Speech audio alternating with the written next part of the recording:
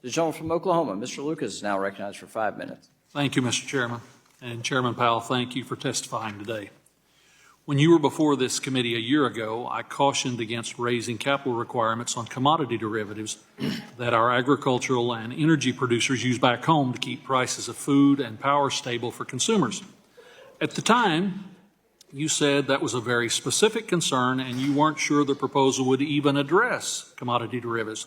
And in fairness, that was before the Boswell proposal was officially published. Unfortunately, we now know that the proposal does impact commodity derivatives, and in fact, they are among the most penalized financial products that banks offer. And I would note for just a moment, I very much appreciate your comments and responses to Chairman McHenry about the nature of the overall proposal. Congress wanted end users to be able to secure their hedges without posting margin to keep the derivatives markets affordable. But I've seen estimates that some of these types of transactions for end users could face 10 times the capital requirement. Chairman Powell, make me feel a little better. Ease my concerns here. Will you and the Fed work to fix this? Let me start by saying I want to echo the fact that our commodity markets and our capital markets are a huge national asset, and we need them to be functioning well and with as little friction as possible. I now understand that what you're referring to is the things that were done to increase capital requirements for various kinds of derivative activities. And I'll just say that's an area we're aware of the concerns, and it's an area that we're taking a very close look at. I appreciate that. I was a member of the Dodd-Frank Conference Committee, where there was bipartisan support to not disadvantage end users, farmers, ranchers, small businesses. This had broad bipartisan support then and still does today. Unfortunately, the Fed could undermine this long-standing work done by Congress. I'd like to enter a few letters into the record, Mr. Chairman, that discuss the detrimental impact to end users. First, a joint Agricultural Trade Association letter from the American Farm Bureau Federation, the National Cattlemen's Beef Association, among 7 others. Next, a joint Energy Trade Association letter from the American Gas Association and 4 others. And lastly, a letter from the American Public Power Association and the National Rural Electric Cooperative Association. Without objection. Thank you, Mr. Chairman. Chairman Powell, I'd now like to focus on how the proposal is set to significantly disincentivize banks from offering clearing services. In Dodd-Frank, Congress mandated central clearing as a way to reduce risk in the system. The number of banks that can clear derivatives for end users has reduced over time, making it harder for end users to find a bank to offer this service. There are some estimates that the Fed's proposal will increase capital for this activity by 80%. I'm worried that this will make it even harder for end users to find a bank to clear their hedges. This also comes at a time when the SEC, our friends at the Securities and Exchange Commission, has just finalized a rule in December that will increase clearing in cost in Treasury markets. This will have a real impact on market access and liquidity, not just in commodities, but the $26 trillion Treasury market that plays a critical role in the world economy. Will you work with the CFTC to address this problem? Again, I'll say that we're aware of those concerns, and we're prepared to work with other agencies and also to make sure that our capital proposal appropriately addresses them. The strength of central clearing is entirely dependent on banks' willingness to participate, and problems with the Boswell endgame warrant a full reproposal to give us time to appreciate their consequences. And there are real consequences, as you and I both know, Mr. Chairman. And with that, Mr. Chairman, I yield back the balance of my time. Gentleman yields back. The gentleman from Texas, Mr. Green, is recognized for 5 minutes. Thank you, Mr. Chairman.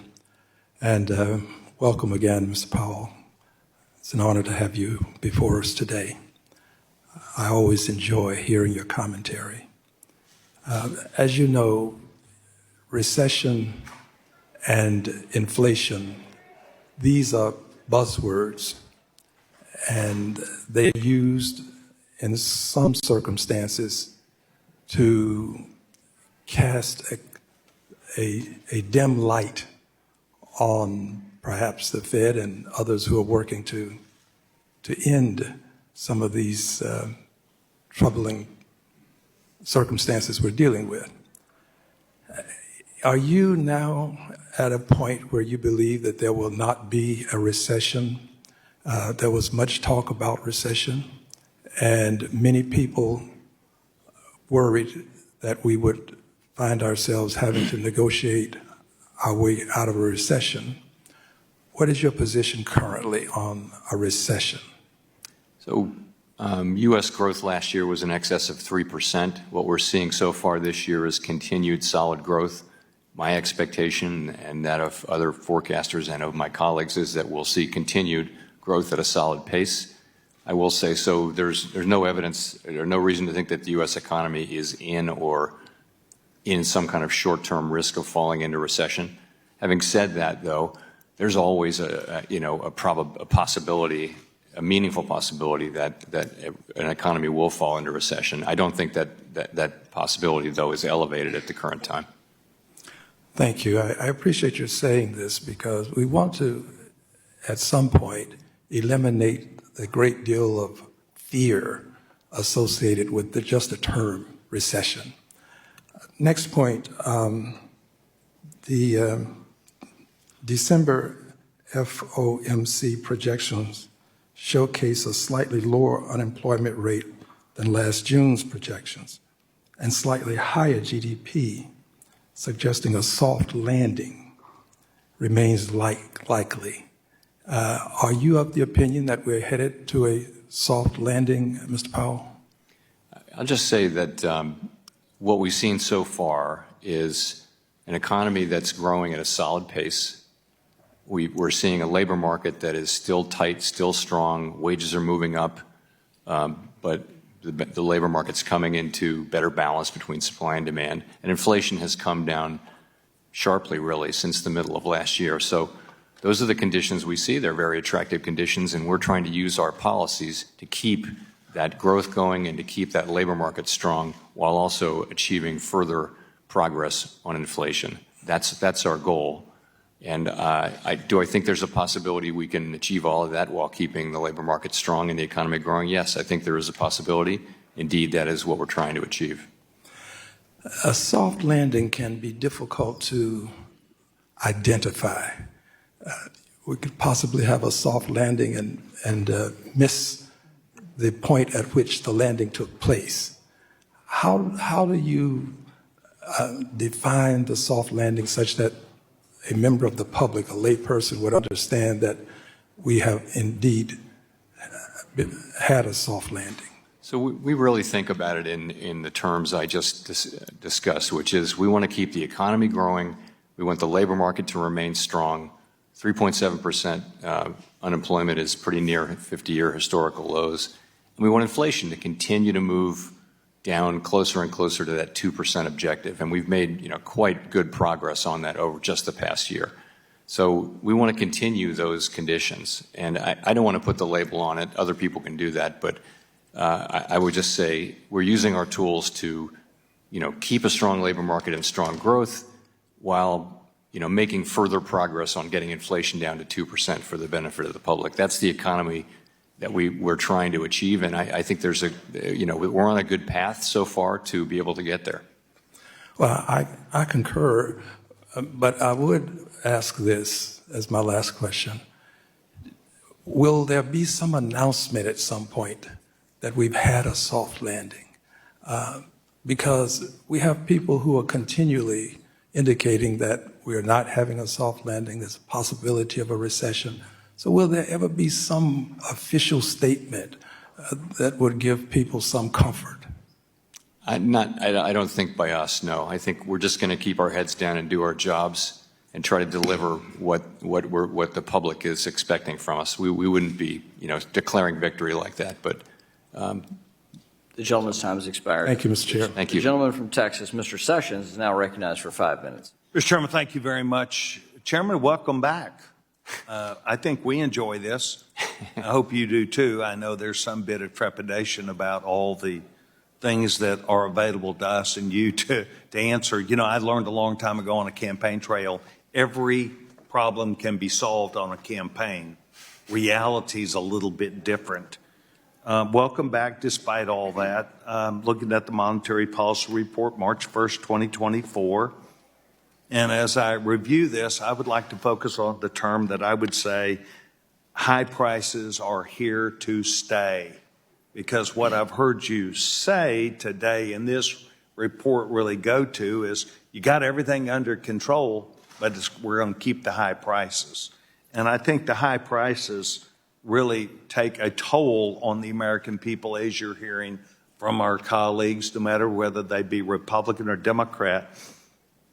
Page 7 of your report, you don't have to go focus on it. It says, while current services, core service price inflation has been slowing, but remains elevated. It does. Labor costs, as you know, and energy costs are a driver to your monetary policy. The question that I have is, because you began referencing policy, 2 weeks ago or so, the president announced that he was going to slow down the gifting of opportunities in Texas for natural gas to be able to continue the exploration. And this in Texas is a $1 trillion answer problem to us, because if we do not constantly go find through these new finds, but also through the permitting process, we're in trouble. But we're also putting in trouble our contracts that we have with Germany and a lot of other countries. This is going to mean also that business in America continues to have high prices because, as you know, wages are already high and now energy is high. There's no resiliency to continue this and see the American people win. You talked about policy. So what's your advice to policy about energy and what this administration is doing on a policy perspective?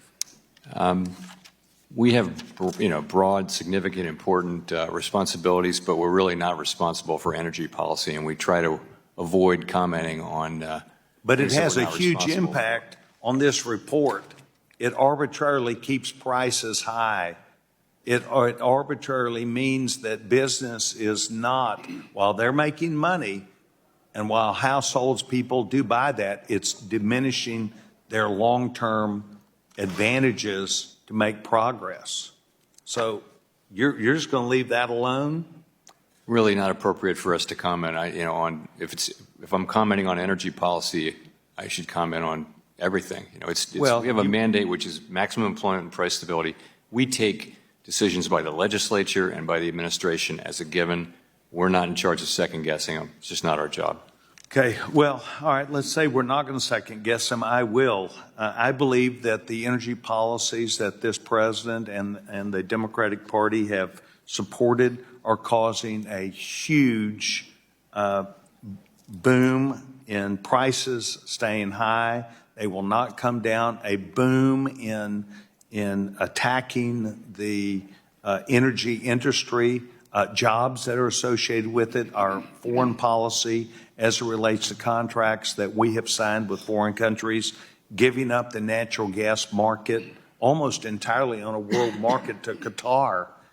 It has a huge impact on whether we are going to keep prices high or control these prices.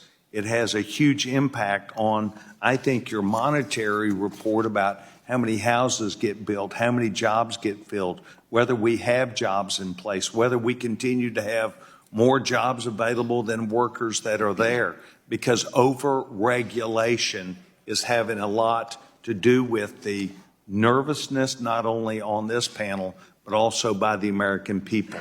It would be my hope that you would pass some sort of a memo and tell them you have no opinion, but you want them to see what the impact is. I want to thank you for being here. Thank you, Mr. Chairman. I yield back my time. Gentleman yields back. The gentleman from Connecticut, Mr. Himes, is recognized for 5 minutes. Thank you, Mr. Chairman. And Chairman Powell, thanks for being with us today. I have a question, but I want to start by acknowledging, not celebrating, but acknowledging what has been a really remarkable soft landing in our economy. And I'm not celebrating because the American people, consumers, are still feeling the effects of high prices. Wages haven't caught up with prices in some instances. But I think that it would be fair to say that observers would never have predicted the conduct of this economy. You yourself said it in the final press conference of 2023 when you said a very high proportion of forecasters predicted very weak growth or a recession. Not only did that not happen, we actually had a very strong year. So I want to acknowledge that and acknowledge your commitment to independent monetary policy. And because I'm still burdened with this idea that truth and facts matter, I want to point out, especially having listened to my good friend Mr. Sessions talk about the energy market, truth and facts matter. We are producing more oil and natural gas today than any other country on the planet. We are the world's #1 energy producer. I could spend my entire 5 minutes sort of pointing out facts. The fact I want to point out here, and this comes right out of the report, is that the premise that inflation is Joe Biden's fault, is fiscal policy's fault, first is faulty because half the fiscal stimulus that occurred in the face of the pandemic happened under the previous president, Donald Trump, and it has faded. And this report makes the case. Core, and I quote from it, core goods prices have been declining as supply bottlenecks ease and import price inflation falls. So, Mr. Chairman, I don't want you to comment on that because it gets a little bit political, but I do think it's important that we keep some foot on the plane of facts. I do want to ask you a question, though, Mr. Chairman, because I always worry about risks that we see and risks that we don't see. And I want to use the remainder of my time to talk about a risk you're very conscious of, which is the overhang in the commercial real estate market. As you know, the Financial Stability Oversight Council identified commercial real estate as perhaps the most salient risk to the financial system, $6 trillion roughly in loans, half of that on bank balance sheets. In a 60 Minutes interview a few weeks ago, you characterized distress in the commercial real estate market as sizable but manageable. Do you still feel like that risk is manageable? Do you feel like you've got the visibility and the transparency and the tools to address it?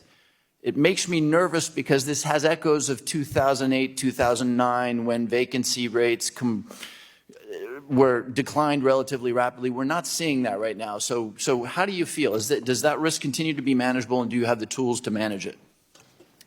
I would say yes to that. I think it is manageable, and we've been, working hard to management for some time now, really.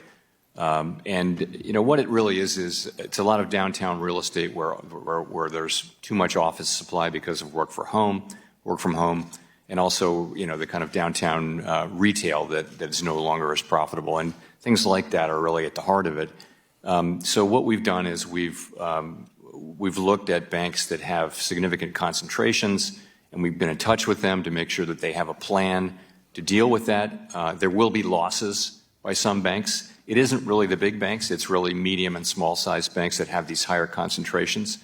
It's going to be with us as a problem we'll be working through, I think, for several years.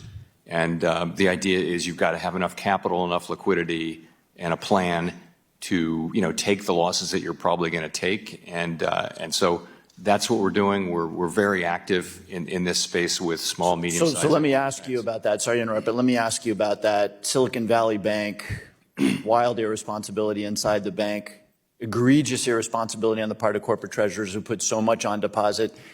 The Fed also had some self-examination to do because the examiners and the supervisors of the bank, quite frankly, were not doing what they should have been. So we might be forgiven for being a bit skeptical of claims of being on this. What has changed in the context of Silicon Valley Bank that gives you the confidence that the supervisors and the examiners will be on top of this? I see it with my own eyes, but frankly, there's a risk that we would overreact to something as significant as that. It's not like we wouldn't have reacted very, very strongly to what happened with Silicon Valley Bank, and we have. So I know that our supervisors are out there, and we're hearing back from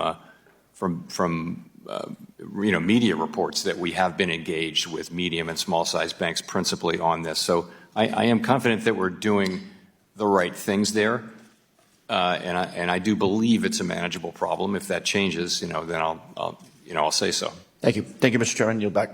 The gentleman from Missouri, Mr. Lukemire, is recognized for 5 minutes. Thank you, Mr. Chairman. And thank you, Mr. Powell, for being here today. I'd like to associate my remarks, or myself, with Mr. Hill's remarks earlier with regards to FDIC proposed long-term debt requirements that are based on the risk weighting of assets. I think it's an ill thought out proposal, and hopefully your position on FSOC, you'll be able to advise them and hopefully guide them that this is going to be held up until we actually get a Basel III rule. In October 2023, the board issued a proposal to update the debit interchange fee cap and regulation II. This is very concerning, given the data from both the GAO and Fed's own studies show that Reg II has significantly harmed access to free checking and other banking services for the country's poorest citizens. Yesterday, I introduced the Secure Payments Act, which would prohibit a final rulemaking until the Fed, among other things, studies the impact of the board's proposed rule, completes a quantitative impact analysis specifically as it relates to affordable banking services for low-income Americans, and reports those findings to Congress.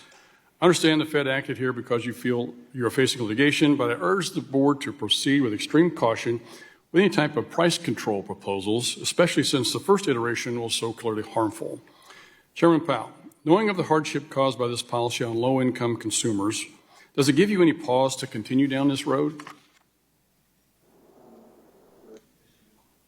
As you know, this rule is out for comment. We extended the comment period to May 12, so we don't have all the comments yet.